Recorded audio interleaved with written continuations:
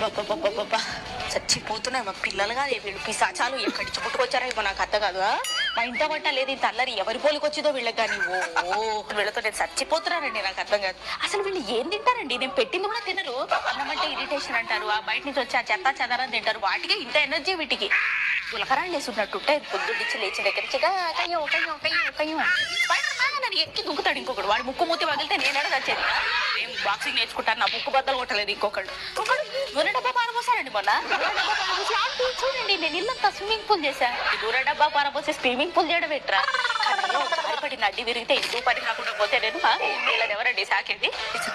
వీళ్ళ స్కూల్లో వీళ్ళని వేగే ఆ టీచర్స్ మనం అనుకుంటామే టీచర్స్ కొడతారు తిడతారు అని చెప్పేసి వాళ్ళ కాళ్ళ మీద పడి మొక్కాలి.